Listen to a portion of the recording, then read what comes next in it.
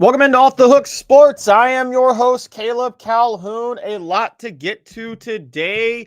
We are going to discuss the Tennessee football win total. I think it's pretty much a consensus now where their win total is set. I'm going to discuss whether or not you should bet the over or under on that. Do the Vols have the easiest schedule in the SEC? Will that play a role in their win total? That will be 4 downs because with the top 25 rankings out, some metrics are out that suggest they do actually have a very easy schedule in the SEC.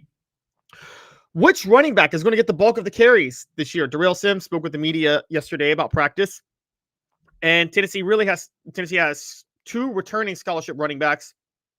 And then they added a transfer from the offseason. Who's going to get the bulk of the carries? All 3 of them could be effective players. I assume they'll start by committee, but we're going to discuss each of them. The John Mateer gambling scandal. Man, this is interesting, guys. We're going to talk about that and see how that all unfolded. That'll be what the H, and also Nico Iamaleava is reportedly looking special at UCLA's practice. And some people think Tennessee fans, at least one insider saying Tennessee fans are going to regret how everything unfolded. But will they? I'll give my take. It'll be bank on it. So hit that like and subscribe button, ring the bell, turn on your notifications. We broadcast live every weekday at 10 a.m. Eastern from the Ted Russell Ford Lincoln studio. Ted Russell Ford Lincoln is your home for the finest vehicles in Knoxville, new and used, East Tennessee's largest Ford and Lincoln volume dealer. The show is represented by Banks & Jones, Tennessee's trial attorney. Play to win, why settle? Banks & Jones, led by T. Scott Jones, banksandjones.com. It is time for today's tough question.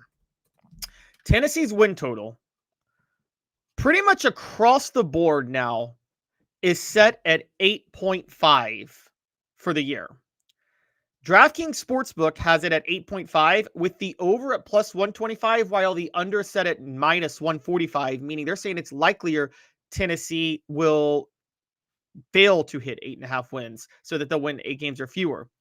Sportsbet.ag had Tennessee's win total at 9.5 before Nico Iamaleava entered the transfer portal. And actually, most sportsbooks followed suit. We talked about that back in the spring before the transfer happened.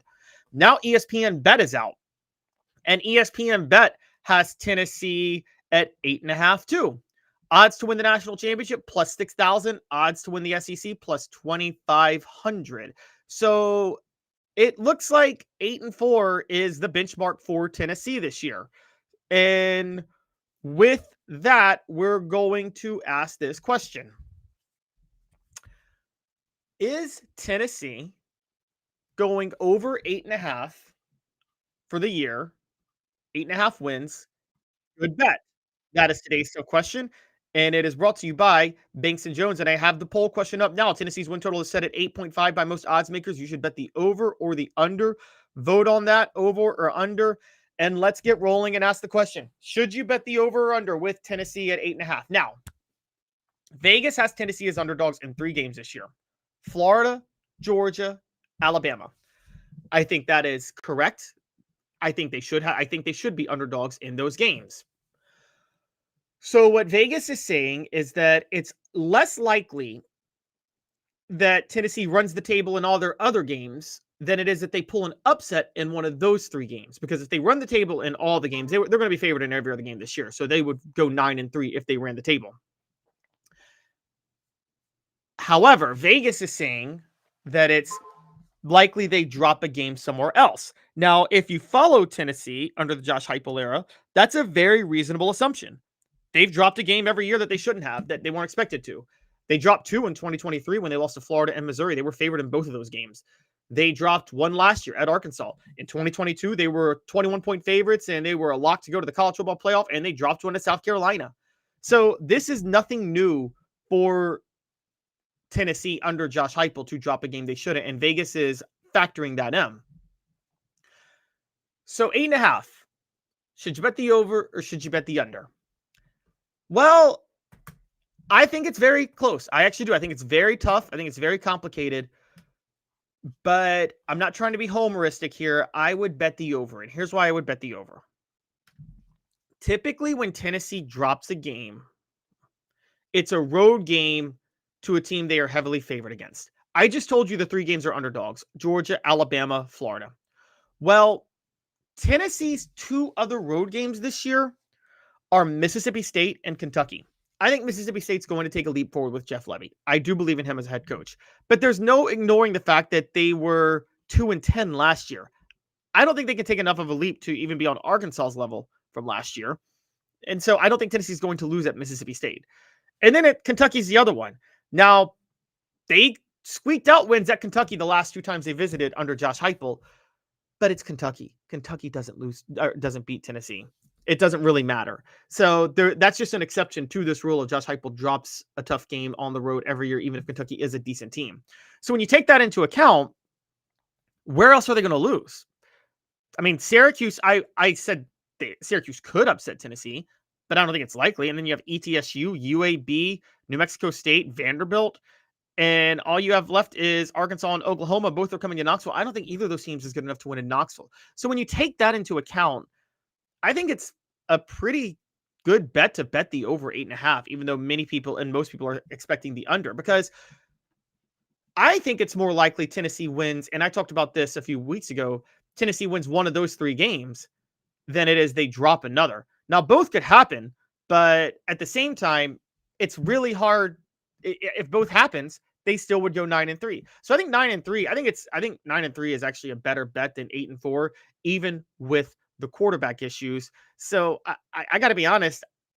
I probably would have set the win total at 9.5, but 8.5 I do understand. I think what's odd about setting it at 8.5, if your projected win total is 9 games, is that you put more value on betting the over than the under if you're a sports book. So with that in mind, I'm saying take the over, because you would have to see an upset for Tennessee on the road somewhere on this list beyond the 3 games they're underdogs in, and I don't see it, because it would either be Mississippi State or Kentucky. The 9-3 versus 8-4 debate comes down to, do you think Tennessee's losing at Mississippi State or at Kentucky this year? And I don't think they are. Today's tough question is brought to you by Banks & Jones, Tennessee's trial attorney. Play to win, why settle? Banks & Jones, led by T. Scott Jones, banksandjones.com. Why Banks & Jones? Well, it's because they're Tennessee's trial attorney. You can play to win with Banks & Jones because they'll go to trial. You've heard of other lawyers. They say they'll go to trial and fight for you. They won't. They just want to settle. That's the easiest way out. Well, that's not Banks & Jones, led by T. Scott Jones. They won't settle. They'll go to trial for you. Tennessee's trial attorney. They play to win. Truly Tennessee's trial attorney when it comes to criminal defense or personal injury. Why settle? It's Banks & Jones. T. Scott Jones. banksandjones.com. The poll question up. Tennessee's win total is set at 8.5 by most odds makers. You should bet the over or the under. 57% are saying the over. 43% are saying the under. I'm with you guys. I'm with the 57%. I think it should be the over. I just think that I think there's just too many things going on right now with the way I think there's not enough games for Tennessee there's not enough chances for Tennessee to drop a game beyond the 3 big ones, Florida, Georgia, and Alabama this year. 2 years ago, they dropped those 3 and then they lost to Missouri on the road. They don't play anybody of Missouri's caliber on the road. So again, you have to look at a game that they would drop on the road. They don't drop these type of games at home or even at a neutral site under Josh Heupel. So again, the closest would be Syracuse at a neutral site, but unless you think Syracuse is upsetting them in Atlanta, you'd have to think they're going to drop one to Mississippi State or Kentucky. I'm just going to tell you guys right now, they're not losing to Arkansas or Oklahoma at home. I just don't think they are. That's particularly with Oklahoma being right before a bye week. They have nothing to look ahead for that. So they'll be fine when they face Oklahoma. They're not losing to them. They're not going to lose to Arkansas at home, particularly after what happened last year. And UAB, New Mexico State, East Tennessee State, are they losing any of those games? Of course not. And they're not going to lose to Vanderbilt at home. I can just tell you that straight up. So the question is, they will either lose to Syracuse at a neutral site, at Mississippi State, or at Kentucky. I don't think any of those is likely. I mean, I think you take them running the tape. I think there's a greater than 50% chance that they win all 3 of those games. And if they do win all 3 of those games, then there's absolutely no way they're not going 9-3 this year. So with that in mind, yeah, I think 9-3 is the better bet, particularly when you have to assume that they won't steal a game against Florida, Georgia, or Alabama. Now, with Florida and Alabama on the road, it is also a greater than 50% chance that they lose all 3 of those games. But it's also a greater percent than 50% chance that they beat Syracuse, Mississippi State, and Alabama, and even Oklahoma and Arkansas. I mean, I know I'm parlaying this, but like, Syracuse, Mississippi State, and Kentucky. Excuse me. I know I'm parlaying this, but I think 9-3 is a very, very, very strong likelihood, and that would miss the playoff. They wouldn't make the playoff at that point, and they wouldn't deserve to make the playoff. But I don't think you can look at this schedule and say, "Oh, Tennessee is obviously." I don't think you can look at the schedule and think that Tennessee is going to go 8-4 or worse. That's a really, really, really big red flag if they do that. So that's my take on this. We're going to see how it all plays out. I genuinely, I think Tennessee is going to have I think 9-3 is the best bet. Now, if they run the table and beat Georgia, all of a sudden you are looking at the college football playoff. The benchmark goal for Tennessee this year is 10-2. 10-2 is going to get you into the college football playoff, but that means you have to steal an Alabama, Florida, or Georgia game. Right now, I have a hard time seeing that happen as well. This looks like a step back year, and then they explode next year. But hey, maybe I'm wrong, and maybe Joey Aguilar is the guy, and his ability to run Josh Heupel's offense is second to none, and Tennessee is just going to absolutely ball out. Could absolutely happen, but at the same time, that's something difficult to analyze. That's something difficult to predict. And right now, gun to my head, Tennessee's not going to make the college football playoff, but they will win more than 8 games. As far as the message board goes, Steve Sullivan says 11-1, only lost is to Florida. That I could see that happening too. By the way, the other point, we're talking about Georgia at home being a game they could steal. Like, I get Tennessee's bad at Florida, but what if Florida's already quit on the season by November because Billy Napier's fired? They could be done by that point. And then that should be an easy game for Tennessee, even in the swamp.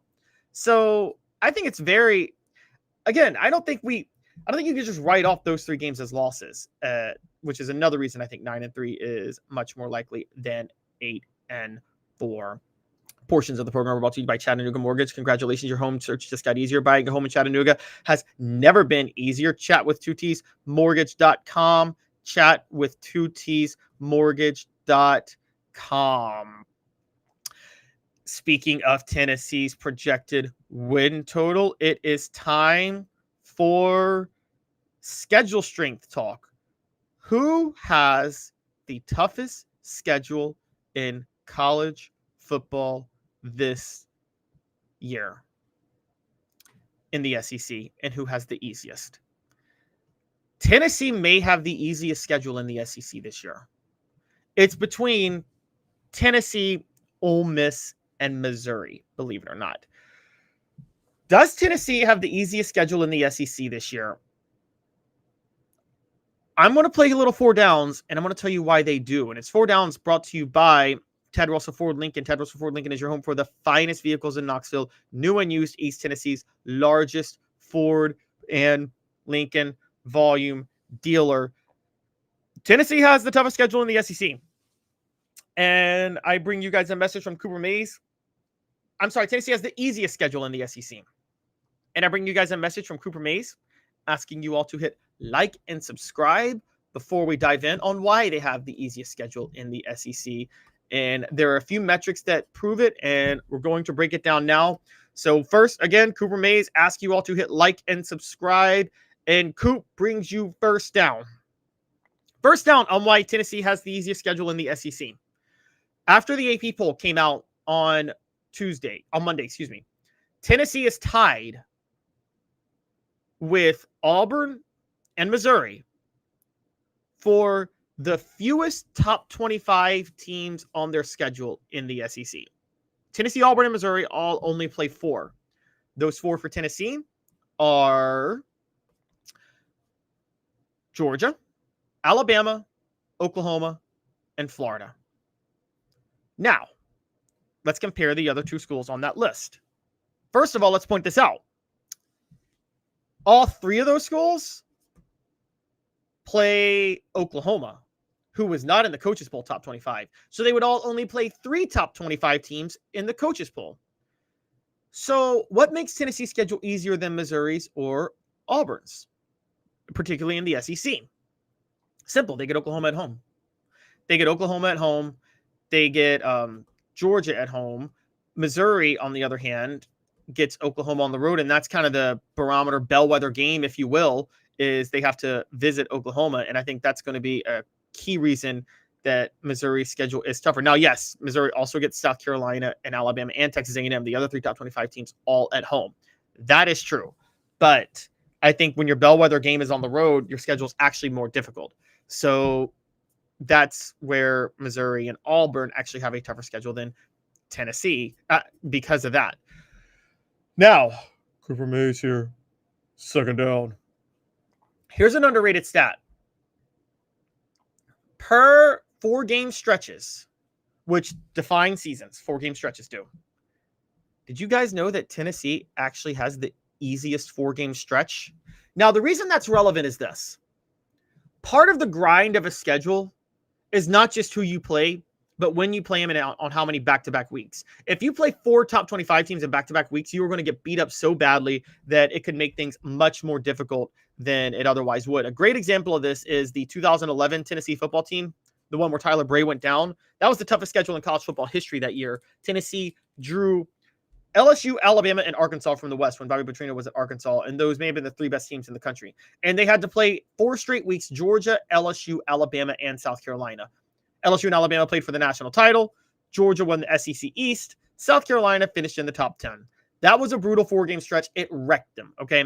They probably could have been good enough to beat South Carolina at home, but they had lost those other 3 games to Georgia, LSU, and Alabama, and it was over. So how a 4-game stretch goes for you matters as much as who you're playing. Tennessee's 4-game stretch is far and away the easiest of anybody's. They play Arkansas, at Alabama, at Kentucky, and then Oklahoma. That is their most difficult 4-game stretch. Just so you know, that's 1 top 10 team in there and 1 team that doesn't even belong in the top 25. The pair ratings, which you can look at, they basically use certain metrics to break this down. And the pair ratings basically are saying they use analytics to break down the college football schedule.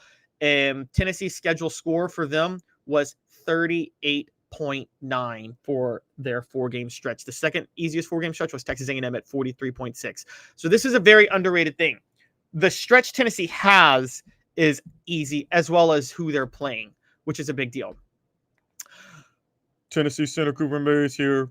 Third down. A big reason Tennessee's schedule is the easiest in the SEC, or among the easiest in the SEC, is they only play 1 team who made the college football playoff last year. Now, I know Missouri doesn't play any teams who made the college football playoff last year, and that's crazy to get that easy of a draw and that lucky of a draw in the SEC, and Steve Spurrier has made his jokes about it. Auburn still obviously has to play Georgia. Ole Miss, if I'm not mistaken, doesn't play any. No, Ole Miss plays Georgia. Okay, that's right. So, but yes, Tennessee plays 1 team and Missouri plays none, but Missouri plays a lot more fringe top 25 teams. That one would favor Tennessee, but only slightly. I think the fact that Tennessee only plays 1 team that made the college football playoff last year is a really, really big deal and speaks to their easy slate. Again, I think easiest in the SEC. 4th down coming up, brought to you by Ted Russell Ford Lincoln. Ted Russell Ford Lincoln is your home for the finest vehicles in Knoxville, new and used, East Tennessee's largest Ford and Lincoln volume dealer. A beacon of hope in a world of high prices. Look to the skies, Knoxville. Super savings is here. Ted Russell Ford is East Tennessee's #1 volume Ford dealer.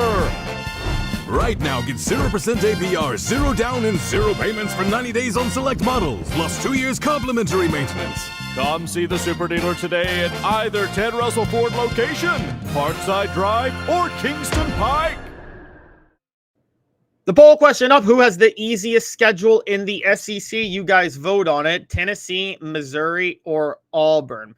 And now, all SEC center Cooper Mays here. 4th down. Another reason Tennessee's schedule is so easy. They play 4 teams who are in the top 25 entering this year. They play 3 teams who finished last year in the top 25. 3. Syracuse, Georgia, and Alabama. Keep in mind, Syracuse played in the ACC. Alabama went 9-4, and Georgia did win the SEC and won the playoff. Those are the three teams that finished in the top 25 last year that Tennessee beat. That's not really an impressive schedule. Tennessee gets a huge break with some of their draws with Mississippi State and Arkansas. Now, another break for them is when games are, I told you, the easiest 4-game stretch. Florida, when they play Florida, is at the perfect time because it's November the 22nd.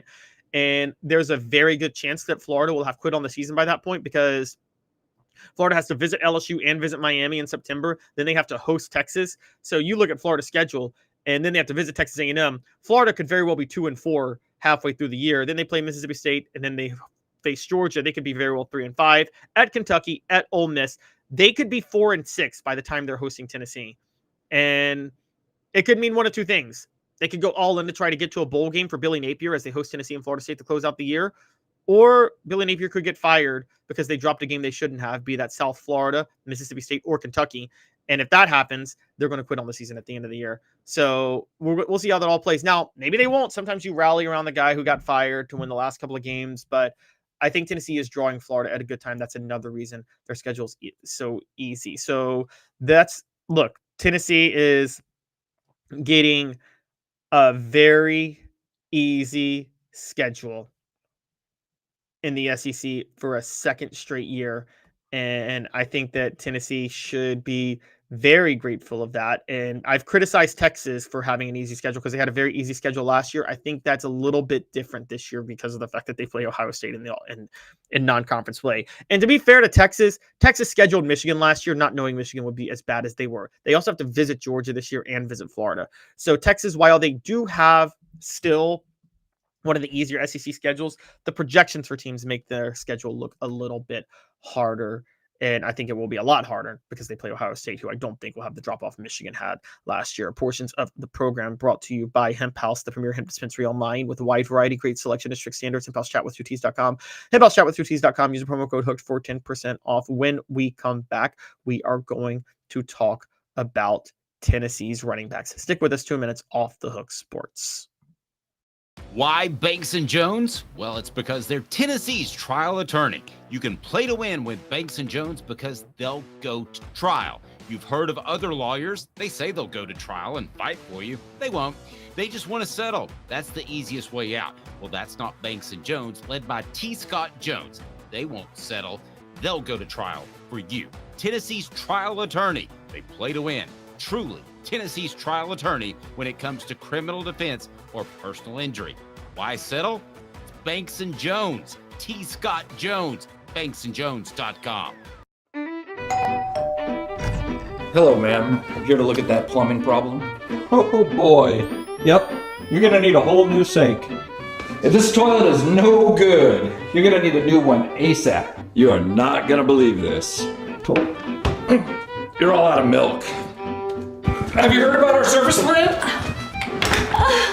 I need to call Scott's. Scott's Plumbing, your trusted neighborhood plumber since 1977. Community banking is about location and much more. It's about family. We reside in your community. We are a part of your community. At Commercial Bank, our commitment extends beyond the walls of our branches. It's displayed each day in the opportunities we provide, the money we give back, and the time we commit, all to help improve the lives of the people, families, and businesses that make our communities great. Commercial Bank, life made better. Having been in the jewelry industry for a long time in the Knoxville community, I saw a need for a jeweler, a real jeweler. Our ability to do these designs has really been based on the customers bringing new things in and challenging us as a store. Our goal is not to tell anybody what they want. Our goal is to listen to what they want and then help them get there. Schedule your consultation today to get your special someone the perfect custom gift just in time for the holidays. Welcome back to the program. We broadcast live every weekday at 10 a.m. Eastern from the Ted Russell Ford Lincoln Studio. Your home for the Ted Russell Ford Lincoln is your home for the finest vehicles in Knoxville.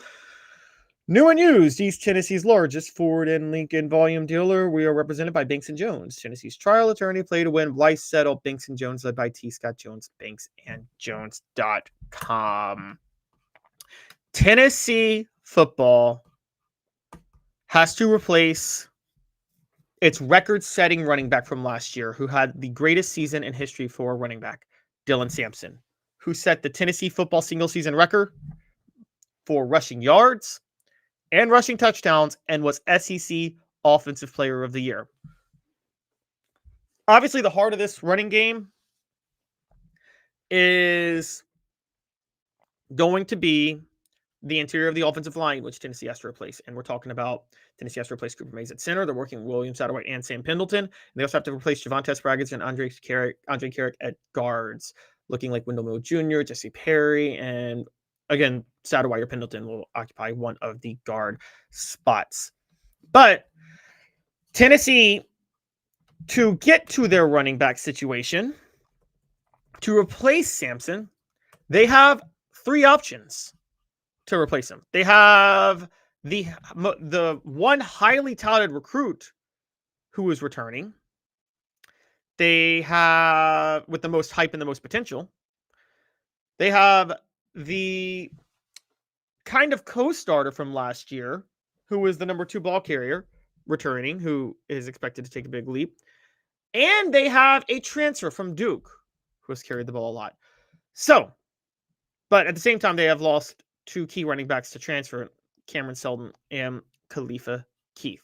So, who for Tennessee will be the feature ball carrier this year, or will they start running backs and play them a lot more by committee than they did last year? Let's get rolling. We're going to play hot or cold. Are you hot or cold on the potential for each of these Tennessee running backs being the feature ball carrier for the Vols this year?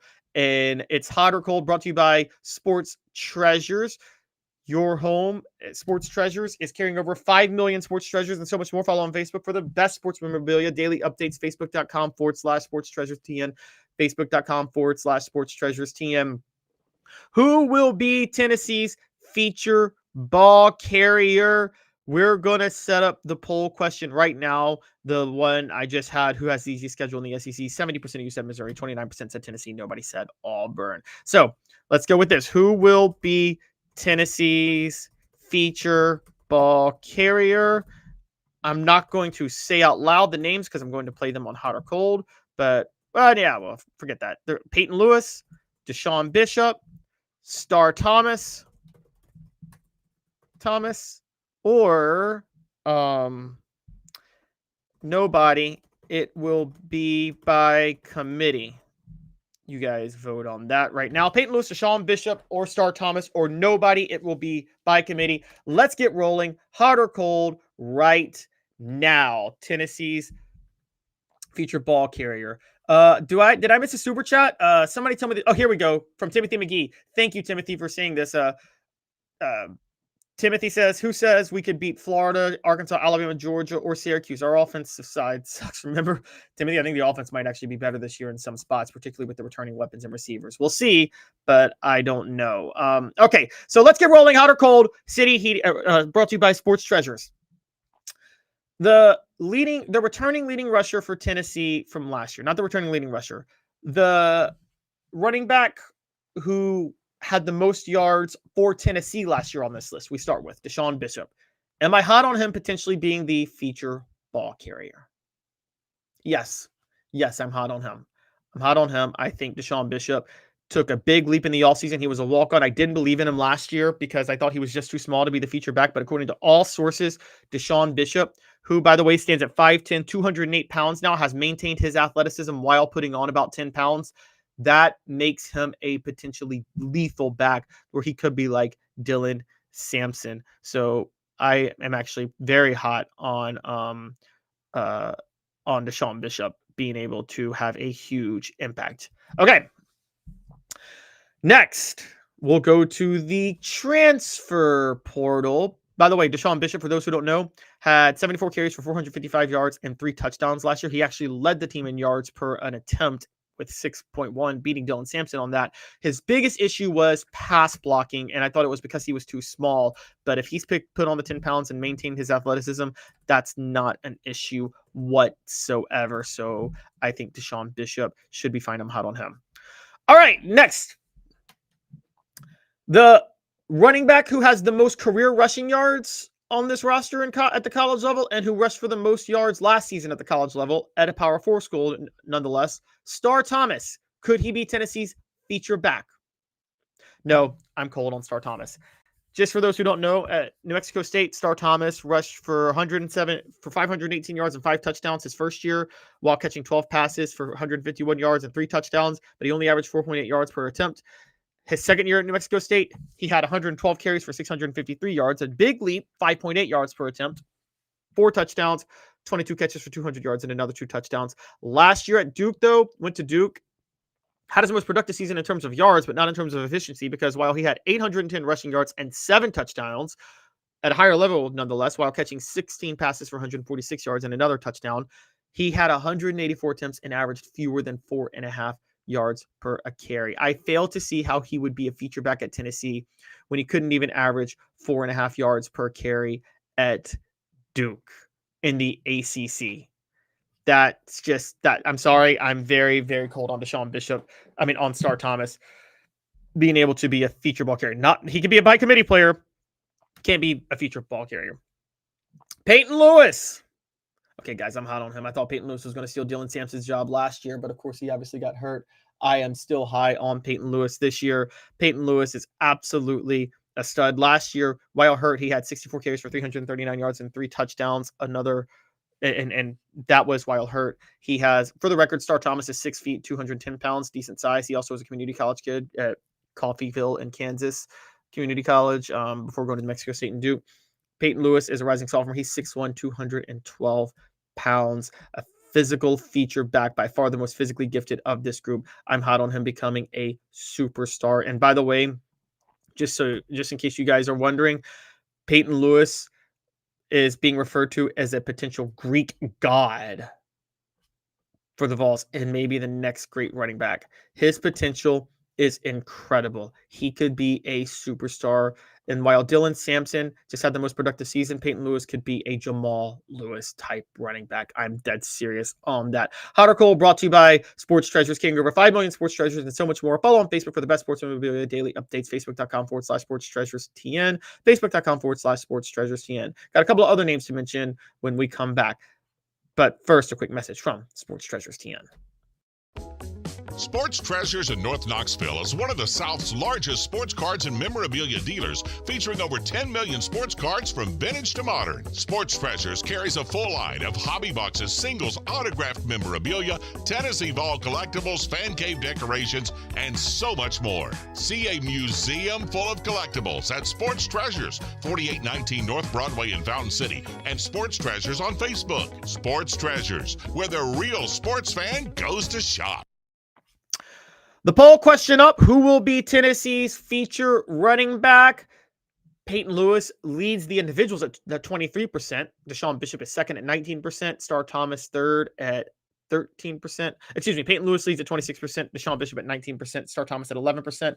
Nobody, it will be by committee, though, leads it by a plurality at 44%. So a couple more real quick. A couple of freshmen we got to name. DeJuan Morris, the freshman out of Chattanooga who committed to USC and then flipped to Tennessee. Of the freshman, I'm hottest on him being able to make an impact. He's 5'10", 195 pounds. He could be a third down feature, all-purpose back. Hunter Barnes, a walk-on out of Memphis, MUS. Hunter Barnes had 7 carries for 38 yards last year. Hey, average 5.5 yards per carry. Could they use him? It's not like Deshaun Bishop wasn't a walk-on. He's a redshirt junior. And then, obviously, Justin Baker, another true freshman. For the record, I'm cold on Hunter Barnes. I think because Deshaun Bishop was a walk-on, but is a year younger than Barnes, I don't think Barnes is going to see a ton of carries. It'll kind of be at the end of games. I'm hot on DeJuan Morris. And then Justin Baker, a true freshman. I'm cold on him this year, 5'10", 210 pounds. But I don't think he's ready to go this year. But will it be by committee? Am I hot on that? Yes, I do think Tennessee will be hot. I think Tennessee will be mostly a by committee system. I think Peyton Lewis will get the bulk of the carries, and Deshaun Bishop will be right there, and then Star Thomas. Actually, I take that back. I think Peyton Lewis, Deshaun Bishop, and Star Thomas are all going to split carries evenly. I think it's going to be 3 running back set, and I think that's what Josh Heupel wanted to do for a while. He couldn't do it really last year because Peyton Lewis was banged up, and Deshaun Bishop was not fully ready to go, and Cameron Seldon just was in running back, and I said that at the time. I don't care about the freak athletes list. So yeah, no, I think this year they will go all three together. We'll split reps evenly, and we'll see how that goes. Portions of the program brought to you by HoundDogs of Knoxville. Champions look good in orange. hdknoxville.com. hdknoxville.com. When we come back, we're going to discuss Nico Iamaleava. And there's some reporting going on about him that we have to get to. Stick with us. The show represented by Banks & Jones, Tennessee's trial attorney, play to win. Why he settled Banks & Jones, led by T. Scott Jones, banksandjones.com. 2 minutes. We'll be back off the hook sports. It's a new year, a new day, and Ted Russell Lincoln has an exciting new offer to share. Right now, get a 2024 Lincoln Navigator with 0% APR for 72 months and up to $4,000 in bonus cash. Or drive away in a new 2024 Lincoln Corsair Grand Touring with 0% APR for 60 months and up to $4,500 in bonus cash. It's time to get excited about the ride. Come and see what a luxury car experience truly is at Ted Russell Lincoln Knoxville. Hello, ma'am. Here to look at that plumbing problem? Oh boy. Yep. You're gonna need a whole new sink. If this toilet is no good, you're gonna need a new one ASAP. You are not gonna believe this. You're all out of milk. Have you heard about our service plan? I need to call Scott's. Scott's Plumbing, your trusted neighborhood plumber since 1977. Having been in the jewelry industry for a long time in the Knoxville community, I saw a need for a jeweler, a real jeweler. Our ability to do these designs has really been based on the customers bringing new things in and challenging us as a store. Our goal is not to tell anybody what they want. Our goal is to listen to what they want and then help them get there. Schedule your consultation today to get your special someone the perfect custom gift just in time for the holidays. Sports Treasures in North Knoxville is one of the South's largest sports cards and memorabilia dealers, featuring over 10 million sports cards from vintage to modern. Sports Treasures carries a full line of hobby boxes, singles, autographed memorabilia, Tennessee Vol collectibles, fan cave decorations, and so much more. See a museum full of collectibles at Sports Treasures, 4819 North Broadway in Fountain City, and Sports Treasures on Facebook. Sports Treasures, where the real sports fan goes to shop. Welcome back to Off the Hook Sports. We broadcast live from the Ted Russell Ford Lincoln studio. Ted Russell Ford Lincoln, your home for the finest vehicles in Knoxville, new and used, East Tennessee's largest Ford and Lincoln volume dealer. Portions of the program are brought to you by Peak IV Hydration in South Knoxville and Sevierville. Live your life to the fullest. Hydrate, rejuvenate, and elevate your health with Peak IV Hydration. PeakIVHydration.com. Link in the chat. All right. Nico Iamaleava is generating some headlines because apparently he's still a great practice player. According to reports and insiders at UCLA, Nico Iamaleava has been balling out at practice. And some inside sources say Tennessee will regret how everything went down. While there was initially some concern around the Bruins building about the quarterback, according to CBS Sports, based on the information that circulated with his fallout with Tennessee, he has won over a lot of people. One source told CBS Sports, quote, "He's been special." Another one is that he will soon remind some people that he's deserving of being an early round draft prospect the way he was seen as before he would committed to Tennessee. There are sources that are saying, again, Tennessee will regret how the Nico Iamaleava divorce happened because he's looking so good. So, I'm setting up the poll question. Does Nico Iamaleava, how about just this? Does Nico Iamaleava balling out in practice mean Tennessee will miss him this year? For UCLA, how about yes, no, he was always a practice player, or no, he's not worth the trouble. Okay, so does Nico Iamaleava balling out in practice for UCLA mean Tennessee will miss him this year? Yes. No, he was always a practice player. No, he's not worth the trouble. Or no, how about this? Here we go. Both B and C. All righty. That's how we're going to do this. Does Nico Iamaleava balling out in practice for UCLA? And here's how I'm going to say A, B, C. All right, here we go. And then D, both B and C. You guys go ahead and vote on the poll question now. Does Nico Iamaleava balling out in practice for UCLA mean Tennessee will miss him this year? A is yes. B is no. He was always a practice player. C is no. He's not worth the trouble. D is both B and C. Okay, so you guys vote on that. Give me your thoughts. I'm going to give you my thoughts. And this is Bank on It. And it's brought to you by Commercial Bank, member FDIC, Life Made Better. Nico Iamaleava, Tennessee will not be as good at quarterback this year as they would have been with Nico Iamaleava. However, they will be better than they were last year with Iamaleava. And Bank on It, brought to you by Commercial Bank, member FDIC, Life Made Better. They will not regret, as a result, losing Iamaleava and will not miss him. Bank on it. Commercial Bank is your neighborhood bank. What makes us different from other banks?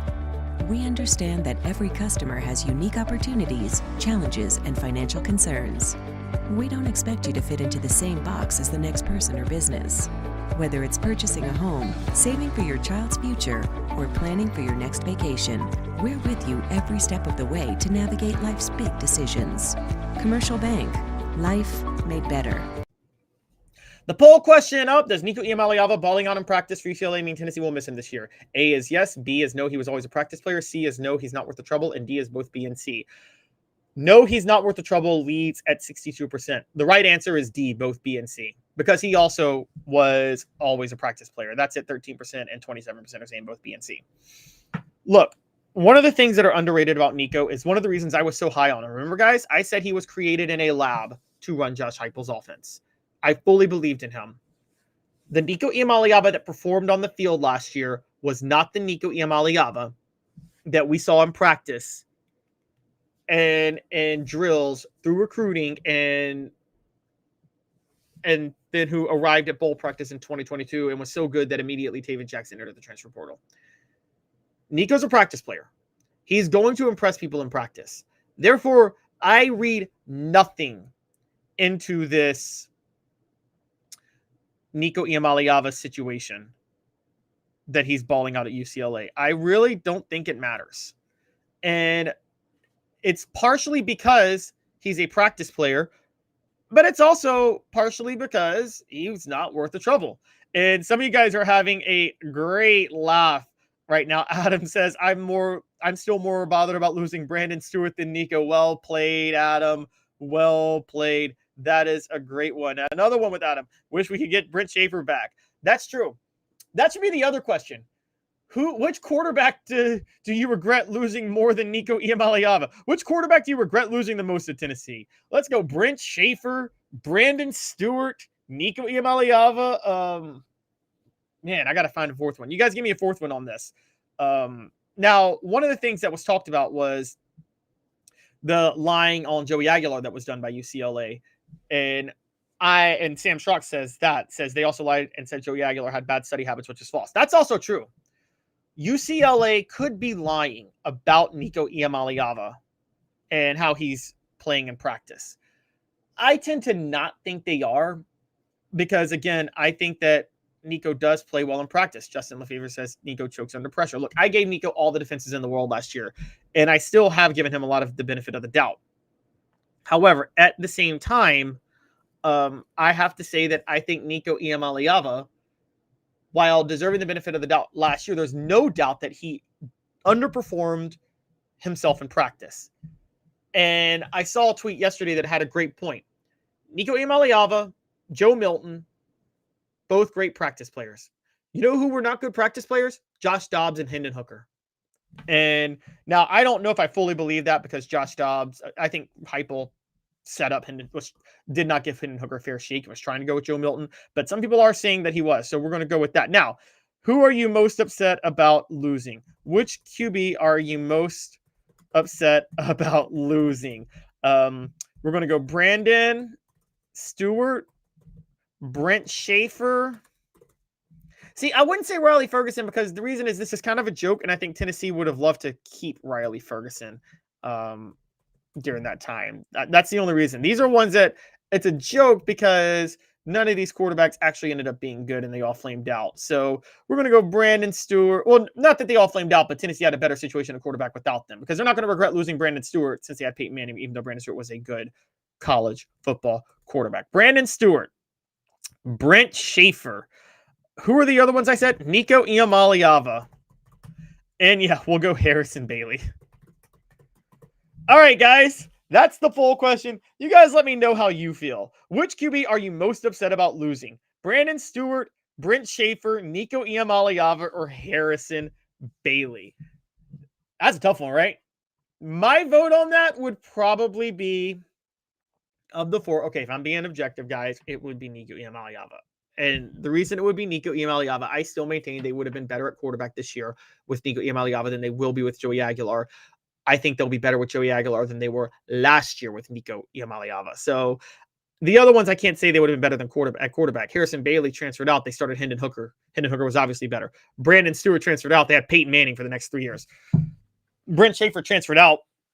Maybe they would have been better with Brent Schaefer in 2005, but Eric Ainge was clearly better in 2006 and 2007. There was no doubt about that. So when you take all that into account, guys, that answer is obviously Nico Iamaleava. Come on. I know we're having a little bit of fun, but Nico Iamaleava is obviously the quarterback that you are most upset about losing when you take all that into account, because the other ones you had better quarterbacks in their place. I want to get to the message. A few funny ones. Kaidon Salter. That's a great one. Someone asked about league. It's got to be players that you had, specifically players that you had. What am I trying to say? It's got to be specifically players that played for Tennessee, not that committed and ended up not going to Tennessee. By the way, I want to address Orange Blood. I want to address league because I did a stat of the day the other day, and I got called out and I forgot to correct the call out, which was I said Chris Leak for Tennessee in 2004, and I meant to say CJ Leak for Tennessee in 2004. Big mistake on my end. I want to address that now. Somebody said Brian Maurer, Kaidon Salter, good one. AJ Suggs, good one. Unsung says Kaidon Salter. David Speaks says AJ Suggs. Now, again, Bender Strings, you say Trevor Lawrence. Trevor Lawrence and CJ and Chris Leak are quarterbacks who they never actually played at Tennessee. I'm talking about quarterbacks who played at Tennessee that you're most upset about losing. Quentin Dormandy. Ooh, that's a good one. You know, he went and won a MAC title playing for Jim McElwain of all people at Central Michigan. That's kind of an interesting one. Man, that's a topic one day during the offseason. I can't do it now. We'll wait till I'm going to write this down for the next offseason. Which quarterback does the Tennessee are you most? Who's the best quarterback Tennessee lost? By the way, they did lose Jerry Garantano too. He spent his senior year at Washington State. This is a fun one, guys. All right, stick with us. Portions of the program are brought to you by Quality Tire Pros, serving Chattanooga community since 1957. All major brands of tires, full service automotive, brake alignments, oil changes, and more. QualityTirePros.com. Walk in and say, "Hey, Mo, Off the Hook Sports sent you." QualityTirePros.com. When we come back, John Mateer gambling scandal. A little fun here. First, a quick super chat from Timothy McGee. None of them, Nico would still be holding the ball too long and throwing it to a wide receiver, which is being covered by 3 DBs. Fair enough, Timothy. I get it's none of them, but you gotta pick one. You gotta pick one. All right, stick with us. 2 minutes off the sports. When we come back, we're going to talk about the gambling scandal at Oklahoma. A beacon of hope in a world of high prices. Look to the skies, Knoxville. Super savings is here. Ted Russell Ford is East Tennessee's #1 Volume 4 dealer. Right now, get 0% APR, 0 down, and 0 payments for 90 days on select models, plus 2 years complimentary maintenance. Come see the super dealer today at either Ted Russell Ford location, Parkside Drive, or Kingston Pike. Sports Treasures in North Knoxville is one of the South's largest sports cards and memorabilia dealers, featuring over 10 million sports cards from vintage to modern. Sports Treasures carries a full line of hobby boxes, singles, autographed memorabilia, Tennessee Vol collectibles, fan cave decorations, and so much more. See a museum full of collectibles at Sports Treasures, 4819 North Broadway in Fountain City, and Sports Treasures on Facebook. Sports Treasures, where the real sports fan goes to shop. Community banking is about location and much more. It's about family. We reside in your community. We are a part of your community. At Commercial Bank, our commitment extends beyond the walls of our branches. It's displayed each day in the opportunities we provide, the money we give back, and the time we commit, all to help improve the lives of the people, families, and businesses that make our communities great. Commercial Bank, life made better. Now in its 45th year, the second and third generations continue Joe Neubert's commitment. His vision of what this business needed to be, we still try to live up to that. Joe Neubert Collision Center. Are you ready to get strong? At NFC, we offer top-notch weight training and functional fitness, so you can build strength and improve your performance. Join today at nfc1.com or stop by any one of our 7 East Tennessee locations. Welcome back to the show. Portions of the program brought to you by the UPS store Hardin Valley, helping individuals and small businesses, wide range of products and services, locally owned and operated. 10629 Hardin Valley Road. We close out this show with What the H? And it's a gambling scandal involving John Mateer. Oklahoma quarterback John Mateer is under investigation for a major gambling scandal. And honestly, this scandal is funny. Now, for those who don't know, Oklahoma last year started the year ranked in the top 25. Number 16 to be exact. They had the highly touted Jackson Arnold with the incredibly intelligent Seth Littrell and Joe John Finley. By the way, Seth Littrell's at Tennessee. Now, ready to roll under Brent Venables in their first year in the SEC. And they had a historically horrific offense, fired Seth Littrell 7 games into the year. Jackson Arnold transferred. And to make up for that, they went and got Washington State Cougars transfer John Mateer, and also brought in Mateer's offensive coordinator at Washington State, Ben Arbuckle, to coach him and switched up the offense.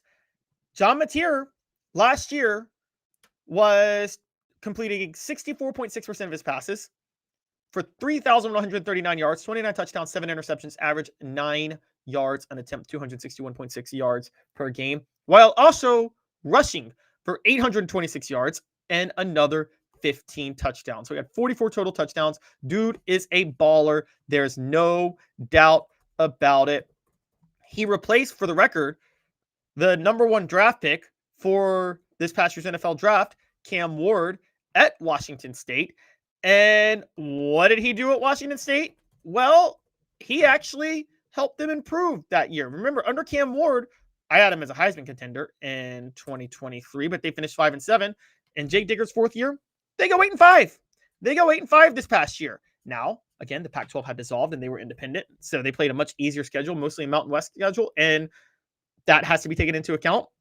But hey, they still beat Washington. They still beat Texas Tech. They were a pretty good team, and John Mateer was a big part of them being a very good team. So this is all why Oklahoma, much to my chagrin, and much to the chagrin of anybody who takes resumes seriously in college football, was ranked in the top 25 of the AP poll, despite being unranked in the coaches poll, came in at number 18 in the top 25, ahead of Tennessee at number 24. That's the backstory. Well, it turns out, as I was doing my rant yesterday, I don't know how I missed this story starting the show yesterday, because it had already come out and somehow it just went over my head. I got to stop being such a preparation guy and actually be able to improvise a little bit better on the fly. I'm a jazz pianist. How can I not? I mean, I'm an amazing improviser. How did I not do that yesterday? Because I should have done the story yesterday, but I'm doing it today. John Mateer, turns out, may have been gambling on college football. Mateer went viral earlier in the week as there were screenshots of Venmo payments he made to a friend that appeared on social media. The pictures, initially circulated by a burner account, showed Matier sending money twice to another account with the caption, "Sports Gambling." One was identified as the USC-UCLA game that was bet on, and it was sent 5 days after USC beat UCLA 48-45. Hilariously enough, Caleb Williams was playing in that game. This was actually from 2023, I believe, when he was doing that. So this was 2023 when he was doing the betting. Matier was a backup quarterback that year to Cam Ward. As we know, the NCAA bans any active college athletes from gambling on any sport they sponsor at any level. If they gamble on a sport being played at another school, they could face a 6-game suspension. I think the suspension should be higher. I think betting on the sport you play is the greatest crime you could make. This was when he was a redshirt freshman. Matier denied that he gambled on the sport and didn't deny the post, and claims that the post was an inside joke between friends. Quote, "The allegation that I once participated in sports gambling are false. My previous Venmo descriptions did not accurately portray the transactions in question, but were instead inside jokes between me and my friends. I have never bet on sports. I understand the seriousness of the matter, but recognize that taken out of context, those Venmo descriptions suggest otherwise. I can assure my teammates, coaches, and officials at the NCAA that I have not engaged in any sports gambling." Do you believe, and by the way, which QB are you most upset about losing? Brent Schaefer and Nico Iamaleava are tied at 40% each. Brandon Stewart at 10%. Harrison Bailey at 10%. Is John Matier telling the truth? The truth when he... How about this? Was John Matier betting on sport? Was John Matier betting on college football? Yes. No. Come on, guys. It's yes. And this is What the H, brought to you by Rick Terry Jewelry Designs. They want to be your jeweler looking for affordable game day jewelry, a Tennessee tradition. RickTerryJewelry.com. Having been in the jewelry industry for a long time in the Knoxville community, I saw a need for a jeweler, a real jeweler. Our ability to do these designs has really been based on the customers bringing new things in and challenging us as a store. Our goal is not to tell anybody what they want. Our goal is to listen to what they want and then help them get there. Schedule your consultation today to get your special someone the perfect custom gift just in time for the holidays. The poll question was John Matier betting on college football. Wait a minute. You guys are saying no, he wasn't? Oh, come on. He absolutely was. He was absolutely betting on college football. 60% of you say no, 40% of you say yes. I say hell yes. This is such a lie. What inside joke would be sports betting? I fail to know what inside joke that would be. It's obvious, clear as day that he was betting on that USC-UCLA game. Now, Timothy McGee says, LOL, just like going 30 miles over the speed limit, a suspended license. It's a nothing burger when you have players being paid to drop the ball and not doing your job. It's not showing up to do your job. I mean, yes, true. But at the same time, I have to point out that John Matier, at the same time, is gambling on the sport you play is the biggest, most serious crime. It is, in terms of within the context of the sport. That's the equivalent of being a serial killer. Now, I'm open to the idea of lesser punishments for amateur athletes, particularly, not amateur athletes per se, but college athletes and NFL athletes, particularly redshirt freshmen. When you're that young, you can be that dumb. So I am okay with, 6-game suspension, then a year suspension, then you're banned. I'm cool with that. NFL, you don't cross this line. You bet one time, you're out. Period. End of story. You're out. So I'm kind of landing with that with John Matier. Sorry, guys. I want to go to the message board real quick for a couple of comments. Derek Owen says, Brent Venables can't catch a break. Yes, no, I agree. He can't. He's not head coach material. Steve Sullivan says, I think a Texas fan hijacked the boys' Venmo. I don't think Texas is worried about Oklahoma right now. I got to be honest. Unsung, those Iowa State players that got caught gambling on their own games were banned for life. Matier at minimum is looking at a 6-game suspension. Yep. Derek has the great question. How dumb can you be to share cash out money, comment about what it's for in plain sight? Very true, but how dumb can you be to make an inside joke like that at the same time when you know you're a player? Adam says, for the record, I don't care if players gamble because I'm convinced the games are rigged via official. Seems like fair play to me. Okay, I get the conspiracies, Adam, but no, it's a different level of rigging when players are gambling on the sport they play. Steve Sullivan says if he did gamble, then he's too stupid to play quarterback. I agree with you on that. I mean, I kind of agree with you on that. He's too stupid to play quarterback. If you're not smart enough to at least hide your gambling out of plain sight, you are too stupid to play quarterback. David Speaks says that what hurts him is that Venmo is a bank, and those financial transactions with those subscriptions are legal financial documents the courts recognize. Really? I did not know that, actually. General Ursa says Venables might as well pack his bags. Got too much drama, and it rarely works out. Yep. Again, was a defense coordinator for way too long, and that's a real issue. Unsung. Oh, that was code for lunch. Yes. Derek says his daddy is proud. General Ursa says, who the hell bets on the USC-UCLA game? Derek, when it's Chip Kelly versus Caleb Williams, Lincoln Riley, and Caleb Williams is quarterback, and there's no defense, you bet on those games, man. Who doesn't love points? Derek, lie detector's test was failed. Steve, I've liked every vice I ever tried, so I left gambling alone. Yep, nope, totally agree with that. I have to try to be a little bit limited. David Speaks points out later that day he put his Venmo on private, realizing it was a mistake. Then who snitched on him? That's a real good question. Going through all of these, Timothy adds NCAA non-caring, blank hole of America, and open transfer portal. Why should it matter? Because again, betting on the sports you play is the biggest crime. I said this about baseball. People were asking about, what about steroid users? Why do steroid users get to play with Pete Rose's banned from the game? Because betting on the sport you play is the biggest crime. It's bigger than actually cheating in the sport. And I stand by that. I've always stood by that. I've been very big on the fact that betting on the sport you play is the biggest crime you can make within the context of the sport. It is insider trading. Okay, you can't be allowed to do it. And I'm very big on that. What does this mean for Oklahoma? I thought they were going to fall apart anyway. They could definitely fall apart now. But we'll see how it all plays out. Tennessee's going to beat them anyway in Knoxville later in the year. The show represented by Banks & Jones, Tennessee's trial attorneys. Play to win. Why settle? Banks & Jones, led by T. Scott Jones, banksandjones.com. We broadcast live every day from the Ted Russell Ford Lincoln studio every weekday at 10 a.m. Eastern. Ted Russell Ford Lincoln is your home for the finest vehicles in Knoxville, new and used, East Tennessee's largest Ford and Lincoln volume dealer. You guys all have a great rest of your day. I will be back on tomorrow again at 10 a.m. Eastern. Thanks for all tuning in. Hit that like and subscribe button, ring the bell, tell a friend, turn on your notifications, leave a comment, and tell me what you think. With Caleb Calhoun, this has been a